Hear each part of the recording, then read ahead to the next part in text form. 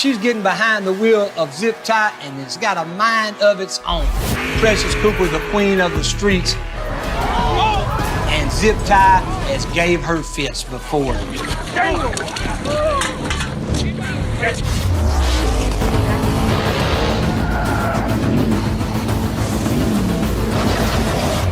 J.J. DeBoss's outlaw empire is crumbling right before our eyes. A single reckless stunt just got him banned for life from a legendary racetrack. But that's only the beginning of his nightmare. For years, a storm of secret legal battles, violent on-camera attacks, and terrifying family crashes has been brewing. Now, the truth is finally coming out, and it could cost him everything. The stunt that burned it all down. So what happened? What did J.J. DeBoss do that was so bad, so reckless, that a professional racetrack would ban him for life? The story begins in November 2023 at the Darlington Dragway in South Carolina. J.J. was there hosting one of his famous arm drop events, a place where the rules are supposed to be a little looser than normal. But even for J.J., there's a line, and he flew right past it. The truck involved was his legendary 1950 Chevy, the one and only Old Heavy. It's a machine that has seen more street races and taken more beatings than almost any other car on television. It's a part of his identity. But on this night, Old Heavy was used for something no one had ever seen before at a sanctioned track. A man, who we now know is named Randy, was filmed climbing onto the back of the truck. He wasn't in the passenger seat. He wasn't even in the truck bed. He was holding onto the outside of the truck as it prepared to make a full-speed pass down the drag strip. Videos from that night are just unbelievable. You can see Randy lying on the back of the truck, signing a yellow piece of paper. It was a waiver. This wasn't a last-second crazy idea. It was planned. They knew how dangerous it was, and they had him sign a piece of paper thinking it would make everything okay. People in the crowd were telling him to hold on tight as he prepared for the ride of his life. He was wearing a helmet, but that was it. No seatbelt, no safety suit, nothing to protect him if he was thrown from that truck at over 100 miles per hour. And then, it happened. J.J. slammed on the gas, and Old Heavy ripped down the track with Randy holding on for dear life. He didn't fall off. He survived. Afterwards, he was on camera, proud of what he had done. He said J.J. told him he could throw him off, and he proved him wrong. But the victory was short-lived. The videos of the stunt spread like wildfire on social media, and the wrong people saw it. The World Drag Racing Association, or the WDRA, is one of the big organizations that gives racetracks their official approval to operate. They have strict rules about safety for a reason. When they saw a man riding on the back of a drag truck during a race at one of their tracks, they acted immediately. They put out a statement saying that because of serious safety and insurance violations, they were terminating their agreement with Darlington Dragway. Just like that, because of one stunt, a historic racetrack lost its official sanctioning. The fallout didn't stop there. The track itself had to do something. They were facing huge criticism from the racing community, people who knew that stunts like this are how tracks get shut down for good. A few days later, Darlington Dragway released its own statement. They said the situation had been addressed and that they pride themselves on being a safe place for racers and fans. And then came the final blow. They said that while they wished JJ and his team the best, Darlington Dragway will no longer host his events in the future. It was a lifetime ban. J.J. DeBoss, a man whose entire business now relies on these live events, had become too dangerous, too much of a risk for a professional track to handle. Getting banned from a track is a huge blow to his reputation and his wallet. But it's nothing compared to the legal war J.J. has been fighting in the shadows for years. It's a war that involves accusations of a brutal, on-camera attack that could cost him millions and expose the dark side of reality television. A history of violence. To understand this story, we have to go back to September 2017. A street racer from Missouri named Chad Larkin and his wife Jenny were invited by J.J. Day Boss to come to Memphis and race for an episode of Street Outlaws, Memphis. According to a massive lawsuit they filed later, this wasn't just a friendly invitation. The lawsuit claims that J.J. and the show's producers, Pilgrim Media Group and Discovery, told the visiting racers to do everything they could to create drama. They were told to talk trash and get under the skin of the Memphis team because that's what the Memphis crew was going to do to them. They were creating a fight on purpose, all for the cameras. The plan worked a little too well. Tensions got high during one of the races. One of the Memphis drivers jumped the start and the visiting racer didn't go, which meant the Memphis team lost. Following the instructions he was given, Chad Larkin started taunting JJ and the Memphis crew. But according to the lawsuit, the trash talk quickly turned real. JJ became hostile and aggressive. What happened next is shocking. The lawsuit says that as Chad Larkin turned around, his wife Jenny screamed, "Look out!" When he turned back, he saw JJ and another Memphis crew member known as Bounty Hunter running at him from across the street. They allegedly threw punches and tackled him to the ground. As he was going down, he felt a sharp pain in his leg, like his muscles were ripping apart. The lawsuit says that while he was on his back, JJ and Bounty Hunter kept punching him in the face and kicking him in the ribs. In his own words, Chad Larkin said he literally believed they were trying to kill him. He feared for his life. And where were the producers while this was happening? According to the lawsuit, they did nothing to stop it. Instead, they kept the cameras rolling. The lawsuit even claims that one of the producers told a cameraman to get closer and get a better shot of the attack. When EMTs who were on the set tried to help, a producer allegedly told them to get off his set. They wanted to capture every moment of the violence they had helped create. They even made sure to get a good shot of Larkin's bloodied face, a shot that was later edited and aired on the show for the world to see. While Chad was being attacked, his wife Jenny tried to step in and help him. But the lawsuit says a female member of the Memphis team grabbed her by the back of the head and pulled her to the ground by her hair. Both of them were injured. Jenny suffered injuries to her head, neck, and back. Chad's injuries were even worse. He had extensive damage to his knee, including a torn meniscus, a herniated disc in his back, a black eye, a busted lip, and a chipped front tooth. Because of this, the Larkins are suing J.J. DeBoss, the production company, and Discovery for more than $5 million. But it didn't just end with a lawsuit. About a month after the attack, Jonathan Day, also known as J.J. DeBoss, was arrested and charged with aggravated assault. He was released after posting a $30,000 bond. The legal battle is still going on. In a strange twist, a judge ruled that because Chad Larkin signed an appearance release form before the race, his claims have to be settled in private arbitration. But his wife, Jenny, who didn't sign the same form, can still take her case to court.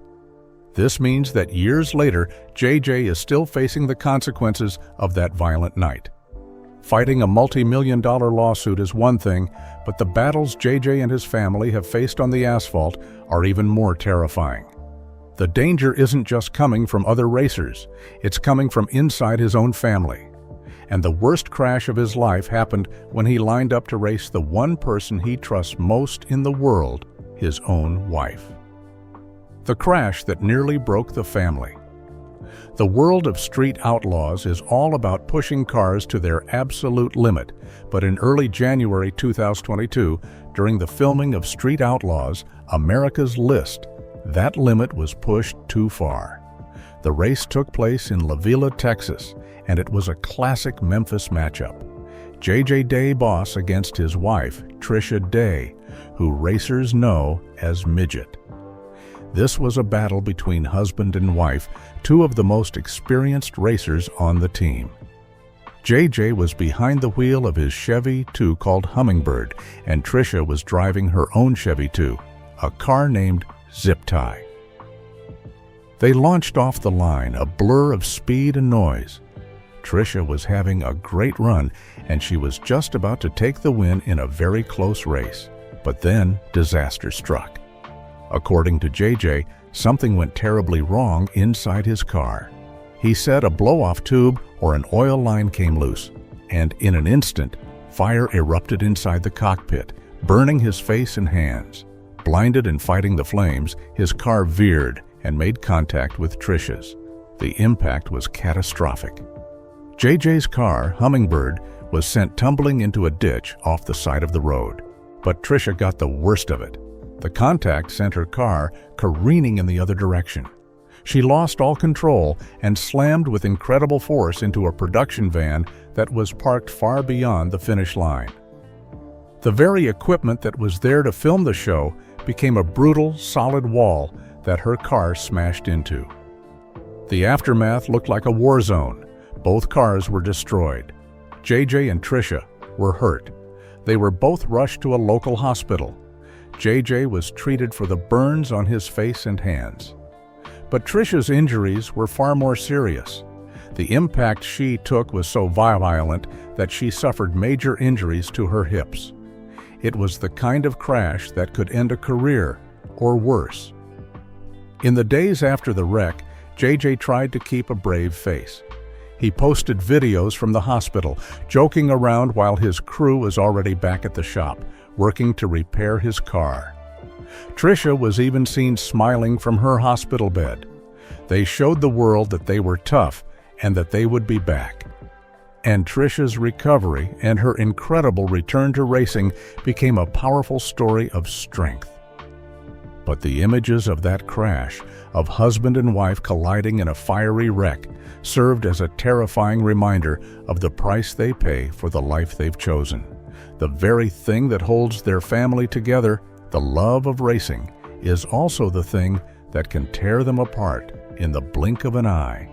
Seeing your wife get seriously injured in a crash you caused is a nightmare. But what happens when that same danger, that same legacy of risk, gets passed down to your own children?